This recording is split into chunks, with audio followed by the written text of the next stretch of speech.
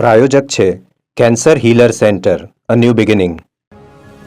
પાટણમાં ગેરકાયદે ગર્ભ પરીક્ષણ કરનાર તબીબ સામે કાર્યવાહી. ડોક્ટર ભદ્રેશ પંચીવાલાના બ્લેસિંગ વુમન્સ હોસ્પિટલમાં આરોગ્ય ટીમના તપાસ. ગાયનેક હોસ્પિટલના 2 સોનોગ્રાફી મશીન સીલ કરાયા. પીસીપીએનડીટીનો કાયદાનો ભંગ કરતા કાર્યવાહી હાથ ધરાઈ છે. પુરાવા એકત્રિત કર્યા બાદ થઈ શકે છે કાનૂની કાર્યવાહી.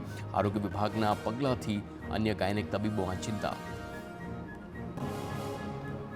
રાજ્યમાં મંગળવારે પણ ગરમીનો પ્રકોપ યથાવત રહ્યો. તો આ સાથે જ આણંદમાં આજે યેલો એલર્ટ સાથે હીટ વેવની આગાહી કરવામાં આવી છે. અમદાવાદ અને ગાંધીનગરમાં 40 ડિગ્રી તાપમાન નોંધાયું છે. રાજ્યમાં સૌથી વધુ તાપમાન આણંદમાં 41 ડિગ્રી નોંધાયું છે. આગામી 2 થી 3 દિવસમાં તાપમાનનો પારો ઘટવાની શક્યતા. 3 દિવસ બાદ ફરીથી ગરમીનો પારો વધશે. રાજ્યભરમાં સખત ગરમીના એંધાણ છે. તાપમાન 40 ડિગ્રીને પાર પહોંચવાની શક્યતા છે. સતત 3 દિવસથી વધી રહ્યો છે પારો. રાજ્યના 9 શહેરોમાં ગરમીનો આંકડો 40 ડિગ્રીને પાર છે. 24 કલાક બાદ તાપમાન 2 થી 3 ડિગ્રી વધે તેવી શક્યતા. આણંદનું વલ્લભ વિદ્યાનગર 41.3 ડિગ્રી સાથે સૌથી ગરમ રહ્યું છે. રાજકોટમાં તાપમાનનો પારો નોંધાયો છે 41 ડિગ્રી. સુરેન્દ્રનગર, ભુજ, અમદાવાદમાં 40 ડિગ્રી ગરમી જોવા મળી. ઉત્તર પશ્ચિમથી ઉત્તર ગરમ સૂકા પવનો ફૂંકાયો છે.